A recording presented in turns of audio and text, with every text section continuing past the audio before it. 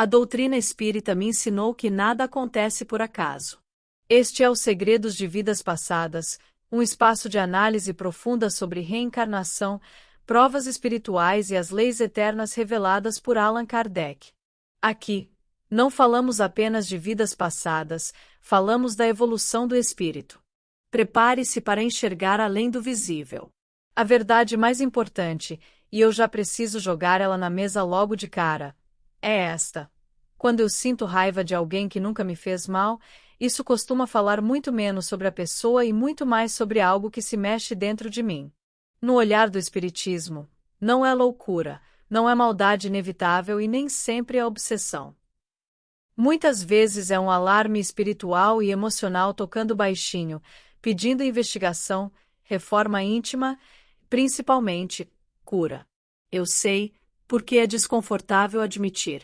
É mais fácil eu dizer não fui com a cara e pronto. Só que, quando eu paro e observo, percebo que essa antipatia aparentemente gratuita tem uma linguagem própria, como se meu espírito, meu psiquismo e minhas vibrações estivessem contando uma história que a minha consciência ainda não conseguiu organizar. E é aqui que a doutrina espírita, codificada por Allan Kardec, me oferece um mapa. Kardec tratou do tema das simpatias e antipatias instintivas, e a ideia central é que nem todo encontro começa do zero. Eu posso não lembrar, mas eu posso sentir. Eu posso não ter a cena na memória, mas eu posso carregar a marca emocional. Às vezes, o que em mim se acende como irritação é, na verdade, a poeira de um conflito antigo, de uma mágoa que não foi resolvida, de uma dívida moral que eu nem sei que existe, ou até de um medo que ficou armazenado. É como se algo dentro de mim reconhecesse uma assinatura antes da minha razão ter tempo de dizer calma, você nem conhece essa pessoa. E isso é importante. Esse reconhecimento não é prova de que a outra pessoa é ruim, nem de que ela esteja me atacando agora.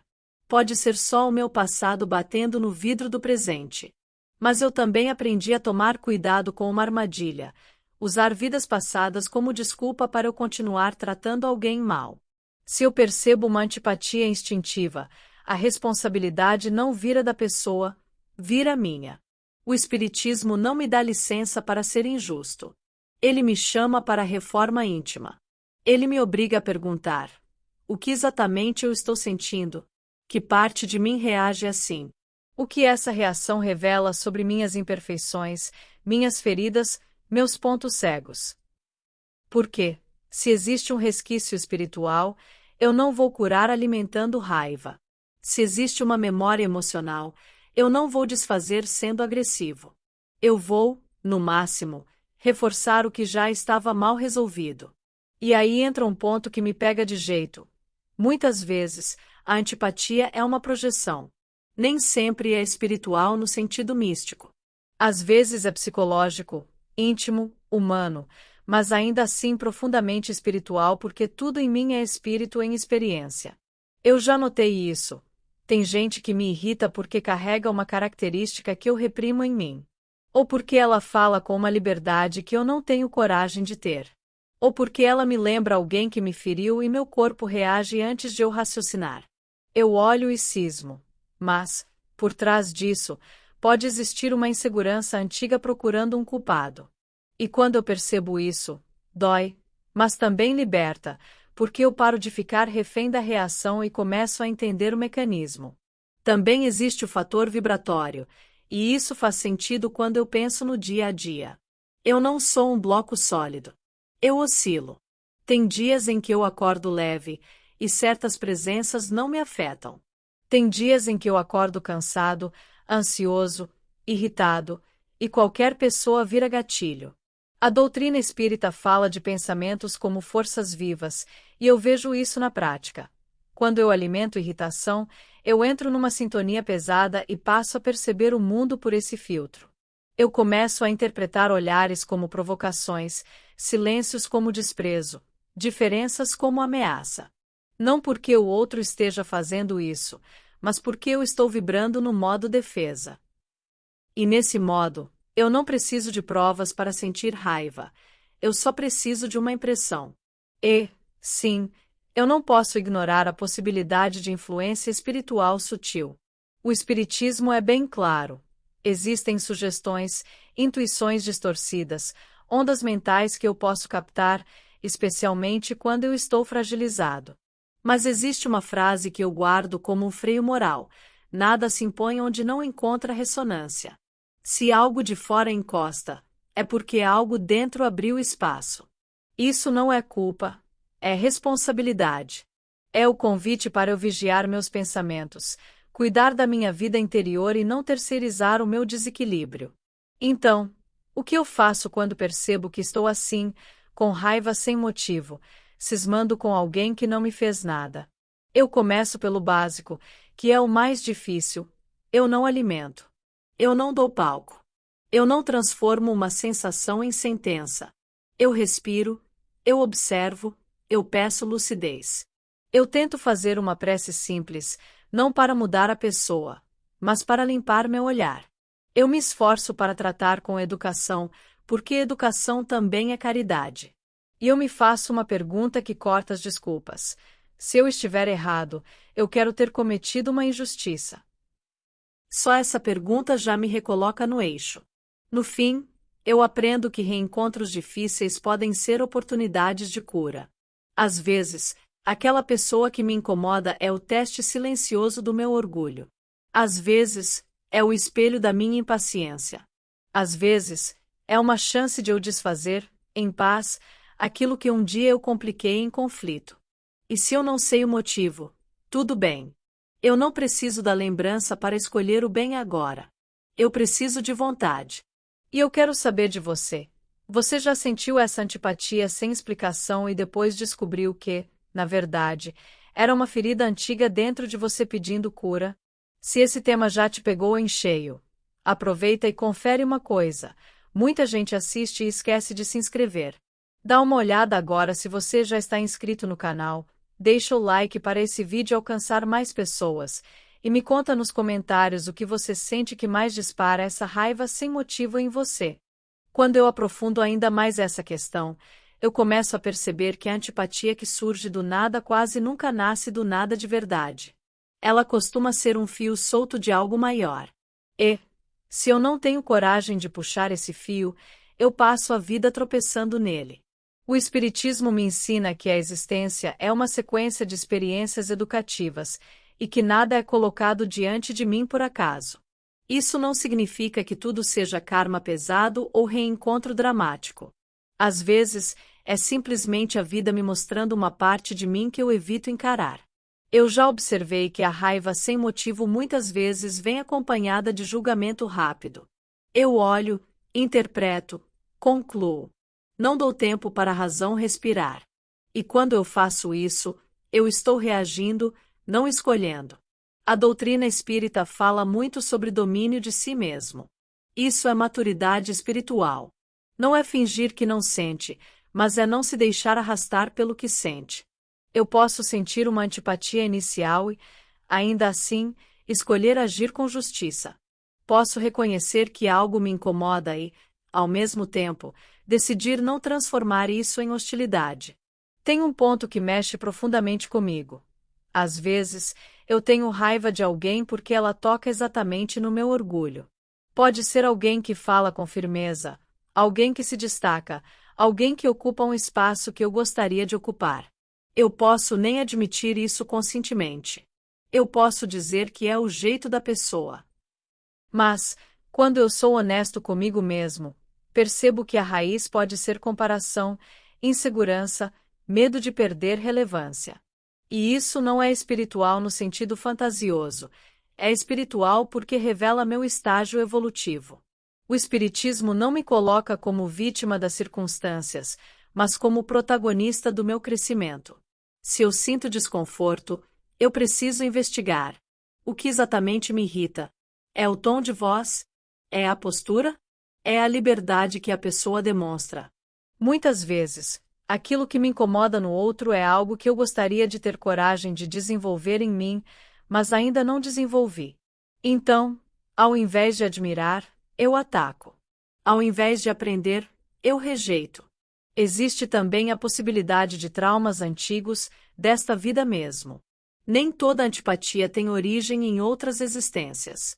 Às vezes, eu fui ferido por alguém com características semelhantes, e meu cérebro associa padrões. O corpo reage antes da razão. Eu vejo um comportamento parecido e meu sistema de defesa se ativa. O problema é que eu posso acabar punindo alguém inocente por uma história que ela nem viveu comigo. E isso é injustiça. É aqui que entra a responsabilidade moral. O Espiritismo fala da lei de causa e efeito. Se eu permito que uma antipatia se transforme em palavra dura, em atitude fria, em exclusão silenciosa, eu estou plantando sementes. Talvez pequenas, mas reais. E toda semente cresce. Então eu preciso me perguntar: que tipo de fruto eu quero colher nos meus relacionamentos?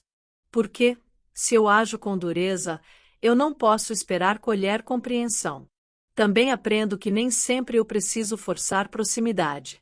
O fato de eu trabalhar minha antipatia não significa que eu precise virar melhor amigo da pessoa. Significa que eu preciso agir com respeito, neutralidade, justiça. Posso manter distância saudável, mas sem alimentar ressentimento.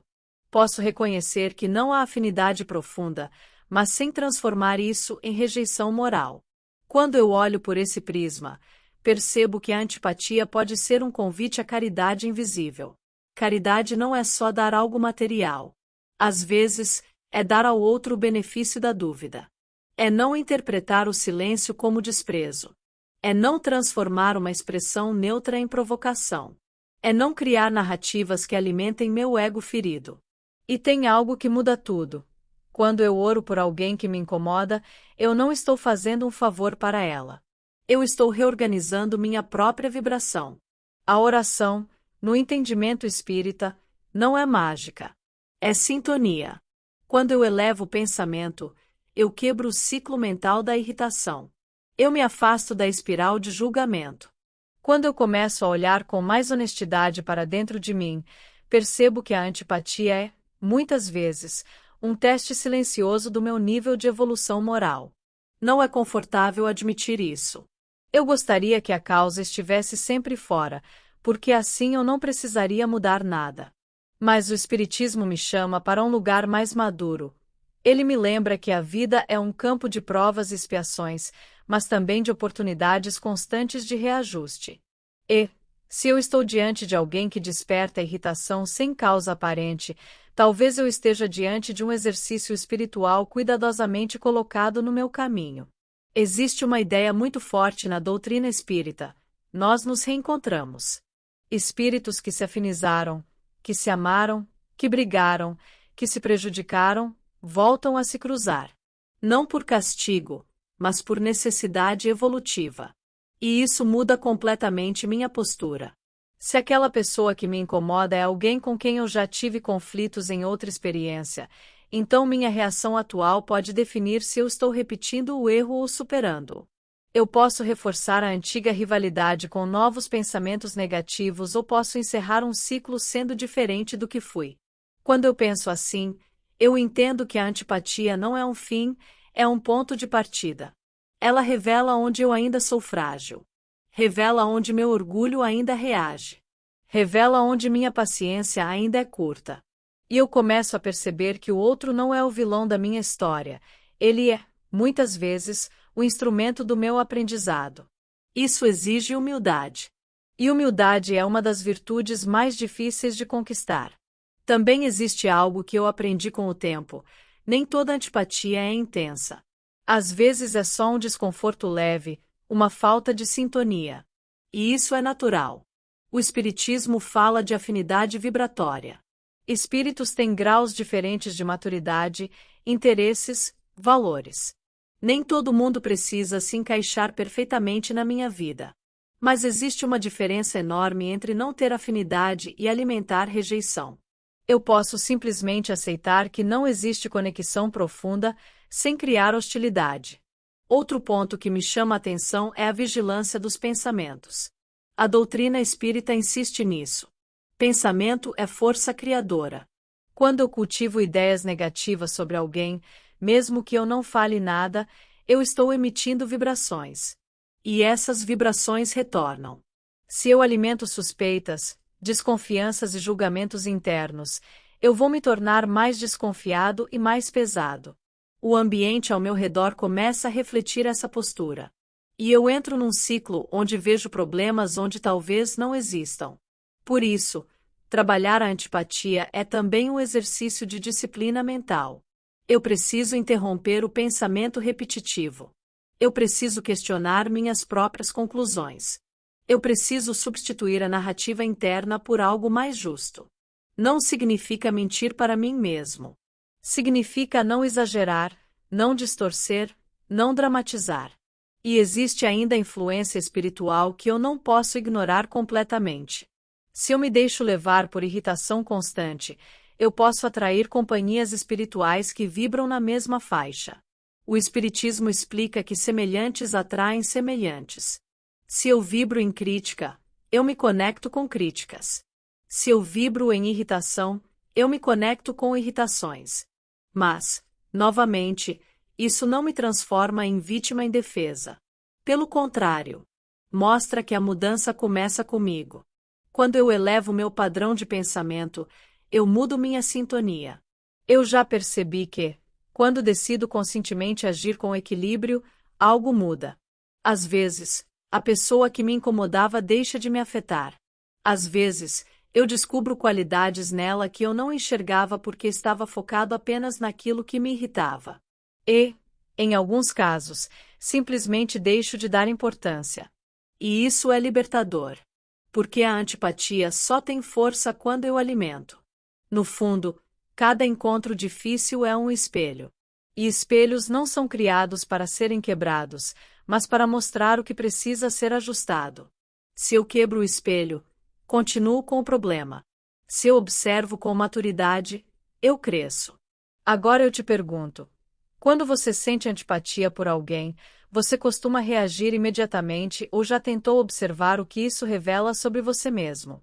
Se esse conteúdo está fazendo sentido para você, compartilhe este vídeo com alguém que também já passou por essa situação e deixe seu comentário contando sua experiência. Isso ajuda a ampliar essa conversa e pode ajudar outras pessoas a enxergarem o próprio processo com mais clareza. Existe um momento em que eu preciso parar de tentar explicar tudo apenas com teoria e começar a aplicar no cotidiano. Porque é no cotidiano que a antipatia se manifesta. É na convivência do trabalho, na família, no grupo religioso, no ambiente social. É ali que eu sinto o incômodo real, não no conceito abstrato. E é ali que eu sou convidado a agir diferente.